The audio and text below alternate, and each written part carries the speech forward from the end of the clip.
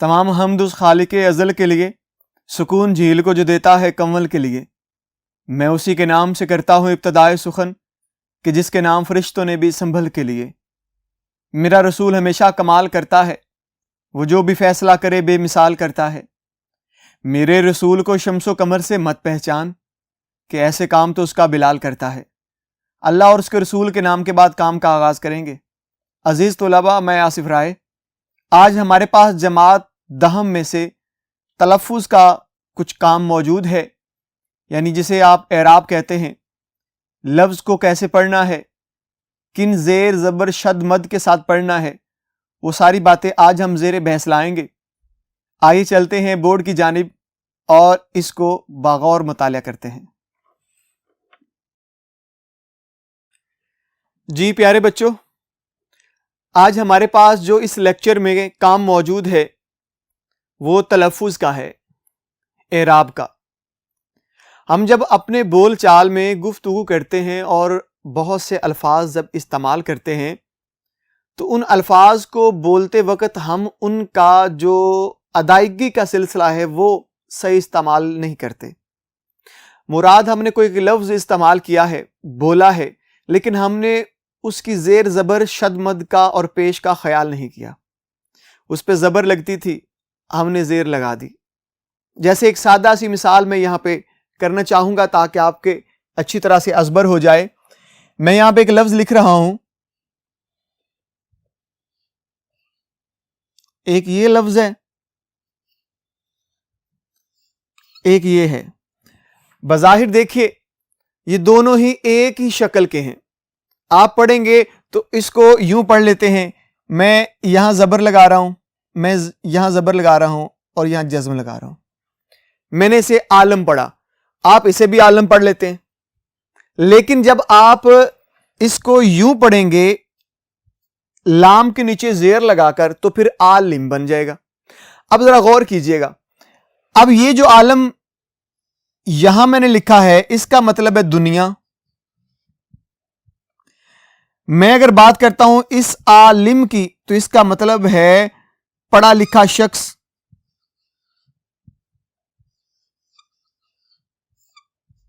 یا کوئی مفتی، کوئی عالم، آپ اس کو کہہ سکتے ہیں۔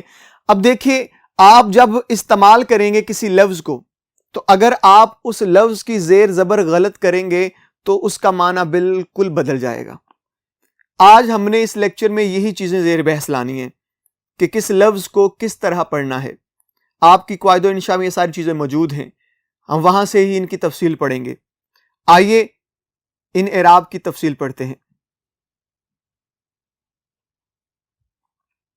جی بچوں، آج ہمارے پاس جو اعراب ہیں وہ آپ کی قواعد و انشاء پہ موجود ہیں۔ آپ کی قواعد و انشاء کا جو صفحہ نمبر ہے وہ 37 ہے۔ 37 صفحہ نمبر پہ کچھ اس نے قواعد بتائے ہوئے ہیں، کچھ اصول و ضوابط بتائے ہوئے ہیں کہ کون سا جو آپ کا اعراب ہے وہ آپ نے کہاں استعمال کرنا ہے، کون سی زیر، کون سی زبر، کیا اسے کہتے ہیں، کہاں استعمال کرتے ہیں، اس کا نام کیا ہے۔ تو وہ ساری چیزیں ہم آج زیر بحث لا رہے ہیں۔ تو آئیے اس کو پڑھ لیتے ہیں۔ اس کے بعد ہمارے پاس یہاں پہ بورڈ پہ کچھ موجود ہیں الفاظ، ان کو بھی ہم ایک عملی طور پر استعمال کر کے دیکھیں گے۔ آئیے صفحہ نمبر 37 پہ، اور یہاں پہ ہم سب سے پہلے ابتدائی عبارت پڑھتے ہیں، کوشش کرتے ہیں کہ ہمارے ذہن نشین ہو جائے۔ تلفظ کے معنی ہیں الفاظ کو زیر، زبر اور پیش کے لحاظ سے صحیح ادا کرنا۔ اس لیے الفاظ کا صحیح تلفظ سیکھنے کے لیے حرکات سے واقفیت ضروری ہے۔ حرکات ان علامات کو کہتے ہیں جو الفاظ کا تلفظ واضح کرنے کے لیے ان کے مختلف حروف پر لگائی جاتی ہیں۔ اعراب کی تفصیل حسب ذیل ہے، یعنی یہ نیچے دی ہوئی ہے، آئیے اس کو پڑھ لیتے ہیں۔ ایک نمبر پر اس نے زبر دی ہوئی ہے، اس نے زبر کی علامت بھی لگائی ہے اور آگے اردو میں زبر لکھ دیا ہے، زے بے رے، زبر۔ یہ علامت حرف کے اوپر لگائی جاتی ہے، یعنی کوئی بھی حرف ہے اس حرف کے اوپر یہ علامت لگے گی۔ اس علامت کو فتحہ بھی کہتے ہیں، فتحہ کہتے ہیں اس علامت کو۔ جس حرف پر یہ علامت ہوگی وہ مفتو کہلائے گا، یعنی علامت فتحہ ہے اور جس حرف پہ ہوگی وہ حرف کیا کہلائے گا؟ مفتو۔ مثلا تلفظ کے الفاظ میں تے اور لام دونوں مفتو ہیں، کیونکہ تلفظ میں تے اور لام پر ہی زبر آ رہی ہے۔ تا لفظ، تے اور لام کے اوپر زبر موجود ہے، یہ دونوں حروف مفتو کہلائیں گے۔ یہ اس کے بعد ایک اور اس نے مثال دی ہوئی ہے، عمل۔ عمل میں آئین اور میم دونوں مفتو ہیں، یعنی آئین کے اوپر زبر موجود ہے، میم کے اوپر زبر موجود ہے، تو یہ دونوں ہی جو حروف ہیں یہ مفتو کہلائیں گے۔ یہ تھا ہمارے پاس زبر کا سلسلہ۔ اب آئیے گا نقطے نمبر 2 کی طرف جاتے ہیں تو بات کرتے ہیں زیر کی۔ یہ علامت حرف کے نیچے لگائی جاتی ہے، اس علامت کو کسرہ بھی کہتے ہیں۔ اس علامت کو کسرہ کہتے ہیں، جس حرف کے نیچے یہ علامت ہوگی اسے مکسور کہیں گے۔ جس طرح سے ہم نے زبر کی بات کی کہ جس زبر کو ہم جس نام سے پکارتے ہیں وہ ہے فتحہ، لیکن جس حرف کے اوپر یہ لگ جاتی ہے وہ حرف کہلاتا ہے مفتو۔ اسی طرح سے زیر کو ہم کسرہ کہتے ہیں، لیکن جس حرف کے اوپر لگ جاتی ہے اسے مکسور کہتے ہیں۔ مثلا لفظ انسان میں الف مکسور ہے اور جسم میں جیم مکسور ہے، یعنی جسم کے جیم کے نیچے زیر ہے، لہٰذا جیم جو ہے وہ مکسور کہلائے گا۔ انسان کے الف کے نیچے زیر ہے، لہٰذا الف مکسور کہلائے گا۔ اب بات آ گئی ہے تیسرے نقطے کی، اور وہاں ہے پیش۔ یہ علامت حرف کے اوپر لگائی جاتی ہے، اس علامت کا دوسرا نام ضمہ ہے۔ کیا؟ ضمہ۔ اچھا جی، جس حرف پر پیش ہو اسے مضموم کہتے ہیں۔ مثلا لفظ حروف میں ہے مضموم ہے، کیونکہ حروف جب پڑھتے ہیں تو ہے کے اوپر پیش بولی جا رہی ہے، لہٰذا جو خالی ہے وہ کیا کہلائے گا؟ مضموم۔ یا زکام اور بخار میں زے جو زکام میں وہ مضموم ہے، بخار میں بے اس کے اوپر پیش ہے، وہ کہلائے گا مضموم۔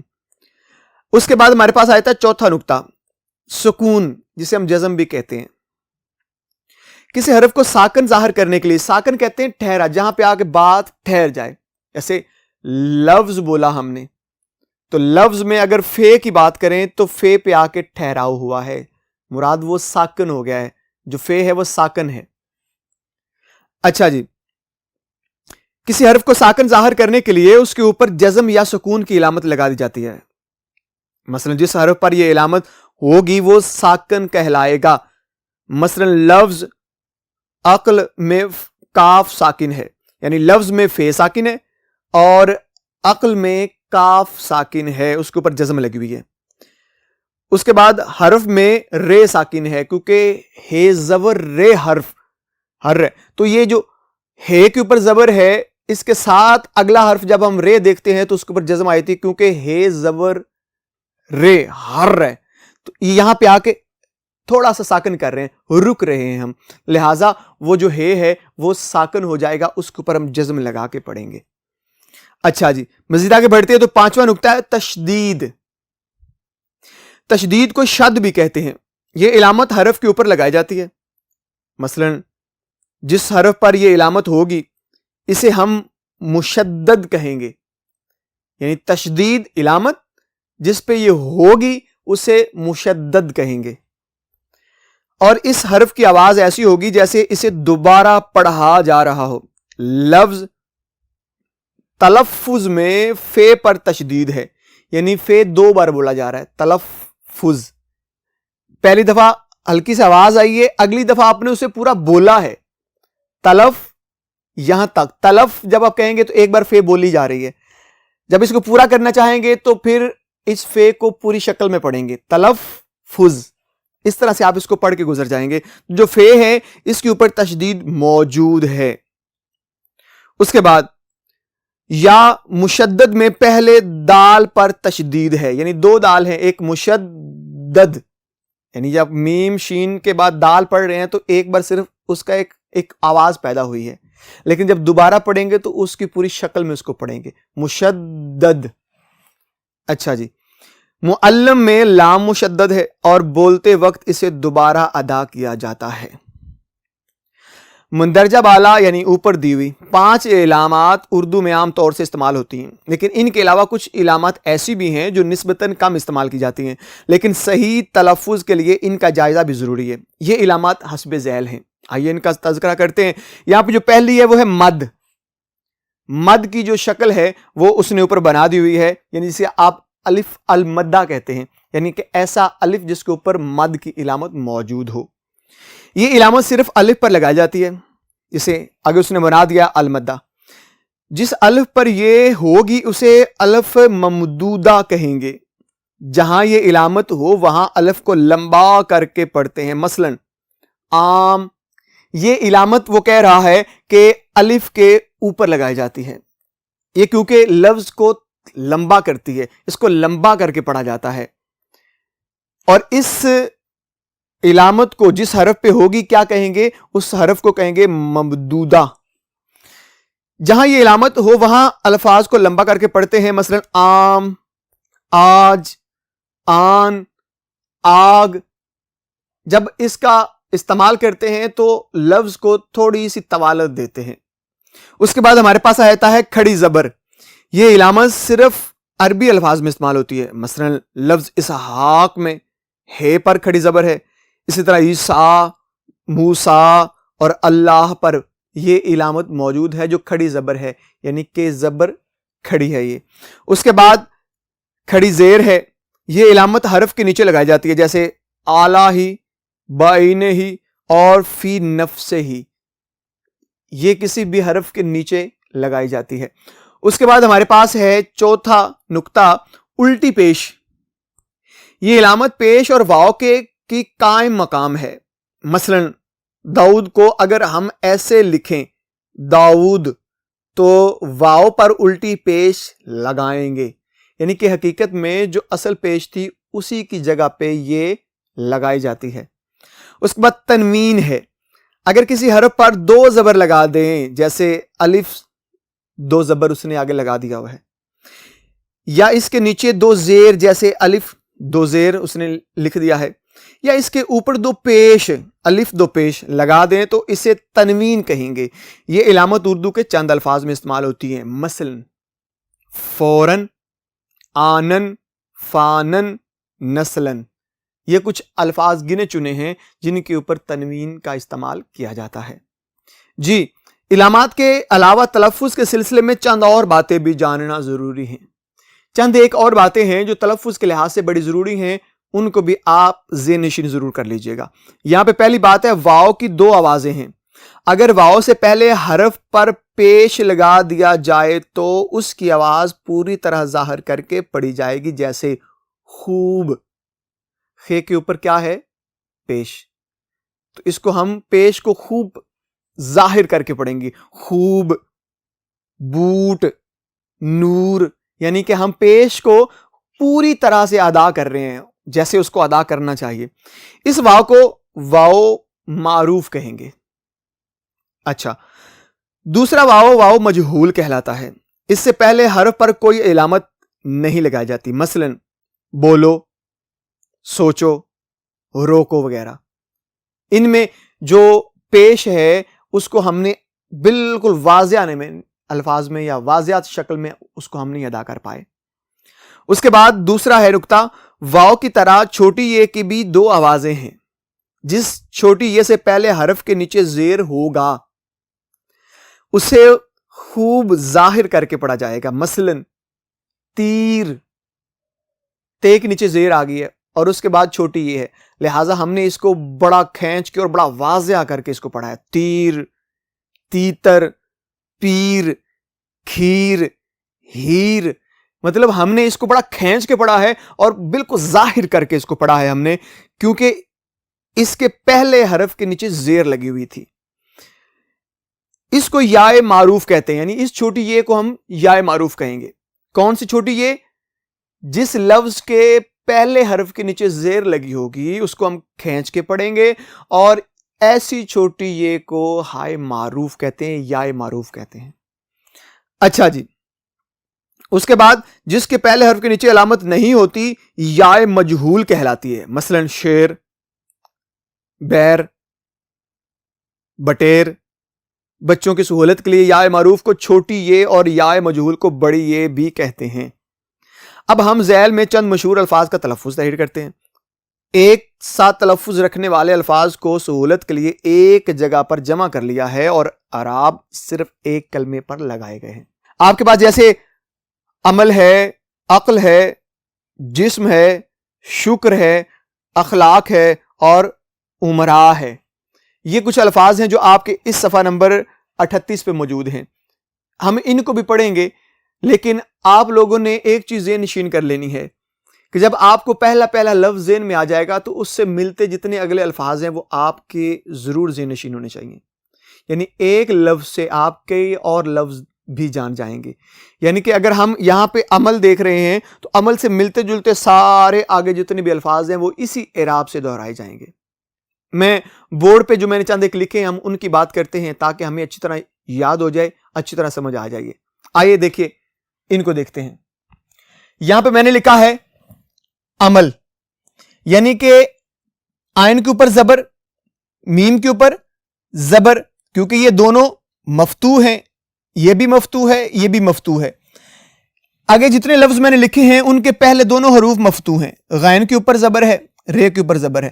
یہاں پہ پہلے دونوں حروف کے اوپر زبر ہے، ان کے بھی پہلے دونوں حروف کے اوپر زبر ہے. یہاں بھی زبر ہے دونوں کے اوپر، یہاں بھی دونوں کے اوپر زبر ہے، یہاں بھی دونوں کے اوپر، یہاں پہ پہلے دونوں حروف کے اوپر زبر ہے. یعنی کہ یہ وہ لفظ ہے جن کے پہلے دونوں حروف مفتوح ہیں، مراد زبر کے ساتھ، جسے آپ فتح کہتے ہیں.